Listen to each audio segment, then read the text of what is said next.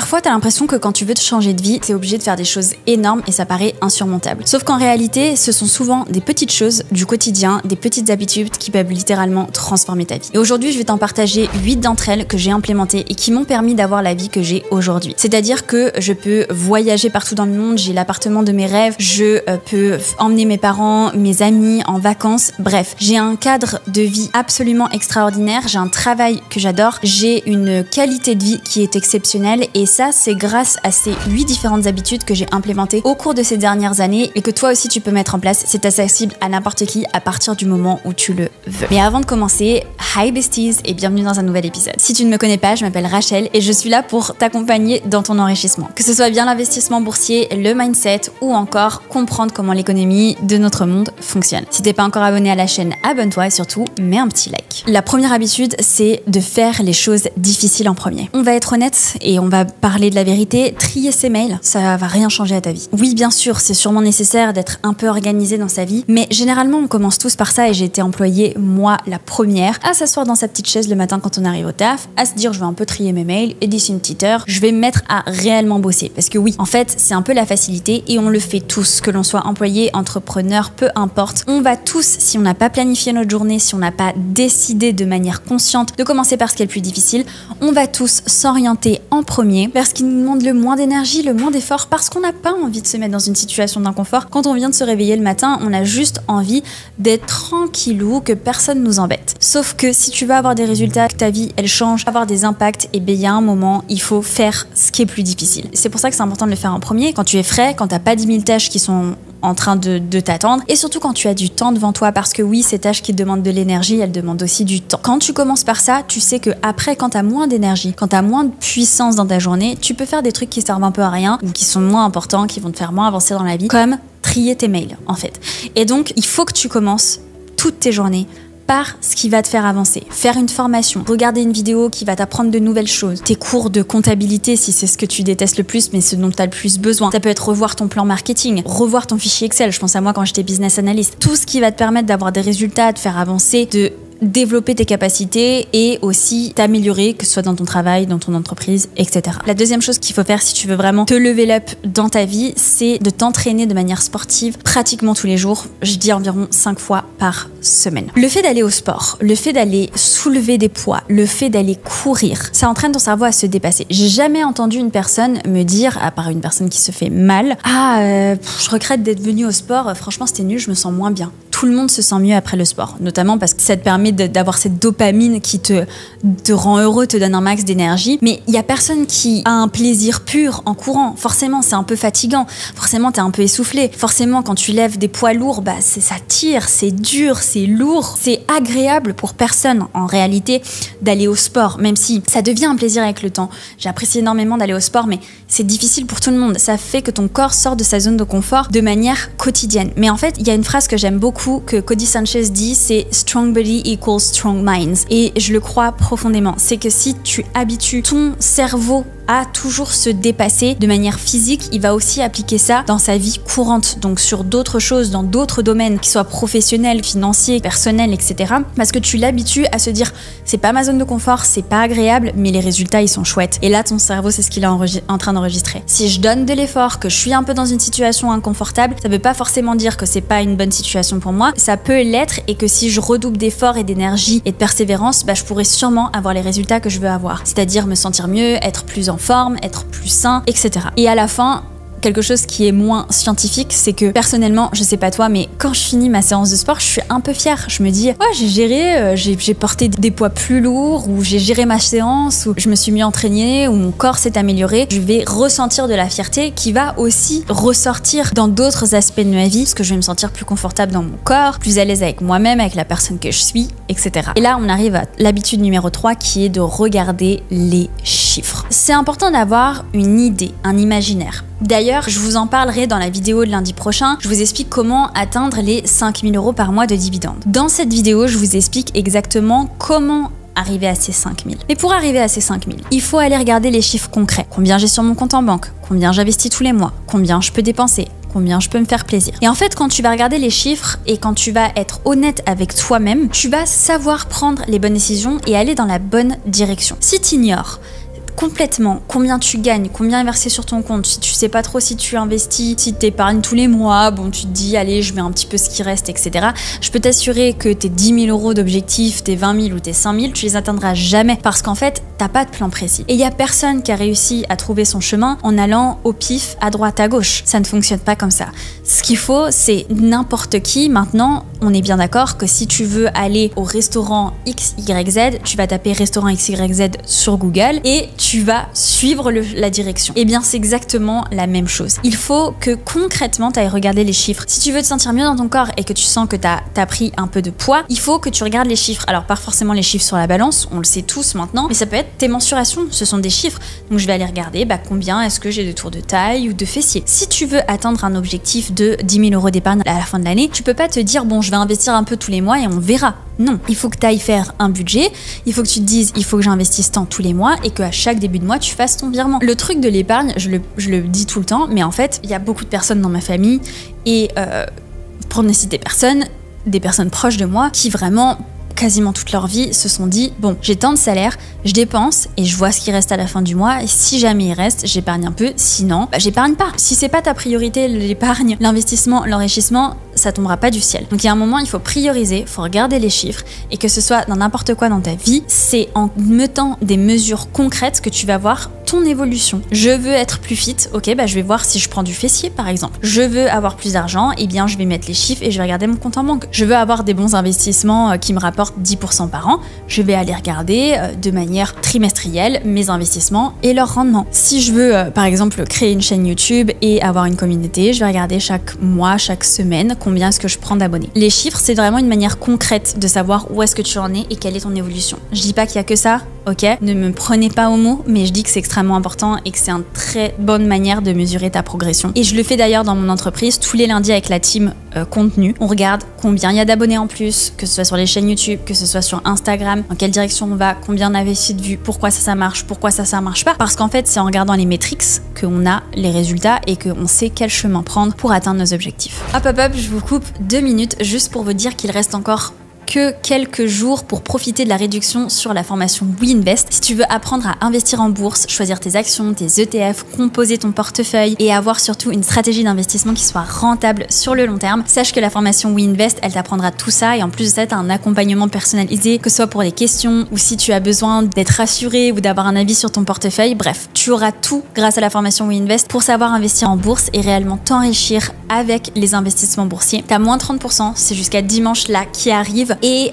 si jamais tu veux aussi travailler sur ton mindset de l'argent et aussi sur ton budget, tu as le pack de 3 formations qui lui est à moins 40%. Je te laisse le lien en bio et on continue tout de suite avec la vidéo. On arrive du coup au point suivant et je pense qu'il est un peu en lien avec ça parce que quand tu sais mesurer ton succès et mesurer tes échecs, tu vas forcément apprendre. Et une autre chose qui va te permettre de littéralement transformer toute ta vie, c'est d'apprendre tous les jours. Le meilleur conseil que je peux donner, c'est tous les matins regarder un podcast. Enfin, je dis regarder parce que moi j'aime bien les regarder, mais ça peut être les écouter. Écouter un podcast qui soit éducatif ou qui soit des interviews de personnes qui sont plutôt inspirantes. S'il vous plaît, allez pas regarder des interviews en mode pourquoi tu t'es embrouillé avec Josiane il y a 1 an.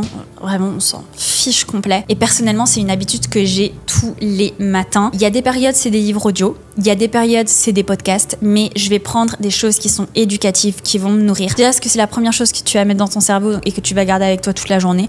Donc autant que ce soit quelque chose qui te serve, qui va te focus dans tes objectifs, dans la direction que tu veux prendre, etc. Deuxième chose, ton cerveau, vu qu'il est frais, il va emmagasiner ces informations et ça va te permettre aussi d'apprendre sans que ça te prenne trop de temps. Parce que oui, on a tous une vie, on a tous 15 000 trucs à faire, donc autant faire ça quand tu fais ta routine du matin, tu te prépares, tu te brosses les dents, tu vas à la douche, tu fais ton petit déj, etc. Moi, mon podcast, il me suit pendant 45 minutes, 1 heure, le temps de me préparer, de me laver, machin. Et du coup, je m'avale un podcast tous les matins avec des personnes inspirantes qui ont créé des business, qui ont investi, qui ont impacté des vies, etc. Donc honnêtement, pour apprendre tous les jours, voici un petit peu ma recette magique que j'implémente chaque année et qui, je pense, peut te servir si tu l'implémentes aussi. Numéro 1, c'est du coup, comme je te disais, écouter des podcasts tous les jours ou des livres audio. Numéro 2, faire 2 à 3 formations par année. Personnellement, je fais soit des séminaires, soit des achats de formation en ligne. L'année dernière, j'ai fait 2 séminaires à Las Vegas, plus j'ai fait une formation, la formation de Cody Sanchez. Troisième chose, c'est de suivre des personnes qui m'inspirent et qui m'apprennent des choses sur les réseaux sociaux. Comme ça, je sais que dès que je vais sur les réseaux sociaux, je vais apprendre des choses, je vais me nourrir, je vais évoluer, etc. Ça me permet aussi de pas trop consommer de réseaux sociaux parce que, en fait, j'ai par exemple sur TikTok, c'est quasiment que des trucs de finance. Donc, je suis comme tout le monde, à 23h le soir, j'ai pas trop envie qu'on me dise l'indice des prix à la consommation, et donc, j'éteins mon téléphone et je vais dormir. Dernière chose, du coup, c'est d'écouter des livres audio, si possible, 1 par mois. Moi, je sais qu'il y a des mois, j'arrive à le faire, il y a des mois, je n'arrive pas à le faire. Donc, je vais plutôt 1 mois podcast, 1 mois livre audio, et c'est de cette manière-là que j'arrive à apprendre de manière quotidienne, et ça, tout au long de l'année. Ensuite, l'habitude suivante, c'est d'enseigner. Pourquoi je vous dis ça? Et ça paraît un peu surprenant, mais quand on regarde sur l'échelle de la pyramide de l'apprentissage, on retient une nouvelle information mieux lorsque on doit l'enseigner à quelqu'un. Alors, bon, tu vas me dire, c'est facile pour toi Rachel, tu fais des vidéos YouTube où tu nous enseignes des choses, donc forcément tu as cette habitude, etc. Mais il y a un exercice qui est pas mal et que j'essaye de faire dès que j'apprends un nouveau concept, etc. Et que je vais pas forcément peut-être le dire sur YouTube directement, ou que c'est un truc qui a rien à voir avec la finance. Je vais l'expliquer à une personne de mon entourage. Ça peut être ton chéri, ta chérie, des amis, etc. Tu vas essayer de réexpliquer le concept que tu viens d'apprendre, la nouvelle notion. En faisant ça, tu vas être obligé d'approfondir le sujet, de bien le comprendre, de comprendre les tenants et les aboutissants, et donc